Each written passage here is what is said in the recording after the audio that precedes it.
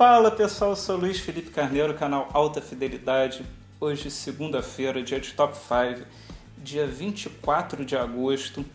E o Top 5 hoje vai ser sobre os maiores vilões do rock. E eu escolhi esse tema porque no dia 24 de agosto de 1981, Mark Chapman, o cara que matou o John Lennon, ele foi condenado à prisão perpétua nos Estados Unidos. Estados Unidos, um país onde as leis funcionam, não teve ninguém para pedir uma prisão domiciliar pro coitadinho, não teve assim os 3 mil recursos que tem aqui no Brasil para ser julgado para livrar o bandido da cadeia, não fizeram do julgamento um circo, como tudo aqui no Brasil acontece. Enfim, vamos comemorar isso, comemorar que lá o cara tá preso, a justiça funciona, e vamos fazer o nosso Top 5 sobre os maiores vilões da história do rock. 5.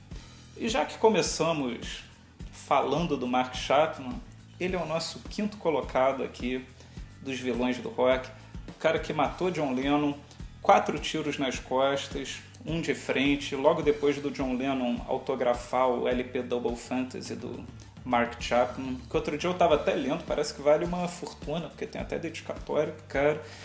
E muita gente diz que um outro vilão, no caso, mas eu vou livrar a cara dela, seria a Yoko Ono, grande vilã do rock, responsável pela separação dos Beatles. Eu não sei bem se ela foi a responsável, acho que foi aquele momento do John Lennon com ela. Tem gente que diz que a Linda também teve a sua responsabilidade, a Linda que era casada com Paul McCartney.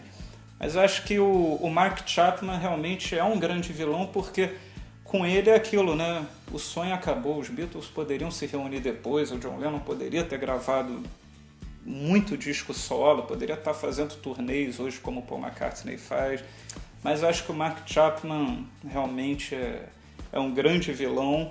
Ele justificou o assassinato do John Lennon porque dizia que ele era hipócrita, que ele dizia que tinha pena dos pobres, fazia músicas falando de guerra, não sei o quê, mas ao mesmo tempo vivia num dos apartamentos mais caros de Nova York. Enfim, não justifica, né? Então, quinto lugar, grande vilão do rock, Mark Chapman. 4. Courtney Love.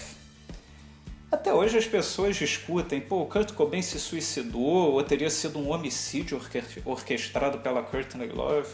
Eu não sei, nunca pesquisei muito essa história, mas tem fã do Nirvana que jura que é a Courtney Love que mandou matar o Kurt Cobain. Não sei, o fato é que o cara foi encontrado com um tiro na cabeça no sótão da casa dele em Seattle, né? Ele e a Courtney Love passaram por muitas coisas juntos, problemas de drogas, os dois se internaram juntos. Enfim, eu não tenho muita certeza do que aconteceu, mas pelo que eu ouço falar dos fãs do Nirvana, eu acho que o quarto lugar aqui é merecido para Courtney Love como grande vilã do rock. 3. Não é uma pessoa, é uma máquina que a gente usa, avião. O Vinícius de Moraes tem uma definição perfeita para o avião. Ele fala que não podia dar certo. Por quê? Por ser mais pesado que o ar, ter motor à explosão e ter sido inventado por um brasileiro. E aí o Vinícius de Moraes fala, não, avião, tanto que ele quase não andava de avião, ele morria de medo. O avião vitimou muita gente, a começar lá no dia 3 de fevereiro de 59, imortalizado como o dia em que a música morreu. Foi quando caiu o avião que levava o Buddy Holly, o Rich Valens e o Big Bopper. E outros acidentes também, integrantes do Lynyrd Skynyrd que morreram em avião, o músico John Denver, os nossos queridos Mamonas Assassinas, e Steve Ray Vaughan, um dos maiores guitarristas da história, morreu no acidente de helicóptero. Então vamos colocar aqui terceiro lugar, vilões do rock, os aviões. 2. AIDS, a praga que varreu parte da geração roqueira do Brasil. Renato Russo, Cazuza, não precisa dizer mais nada. Fred Mercury, líder do Queen. Teve o Rick Wilson, do B-52s, o Tom Fogerty, do Creedence Clearwater Revival. Ainda bem que hoje a cura da AIDS ainda não foi descoberta, mas os medicamentos fazem com que as pessoas vivam muito mais.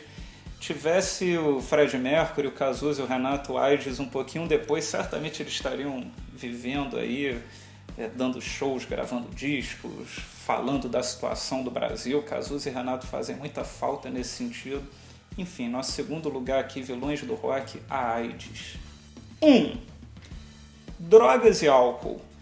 Bom, se por um lado as drogas, o álcool são importantes para abrir a mente de vários artistas que escreveram composições sobre o efeito de um baseado, qualquer coisa, uma dose, por outro lado levou muita gente embora, né? A começar pelos dois maiores bateristas da história do rock, Keith Moon, do The Who, e John Bonham, do Led Zeppelin.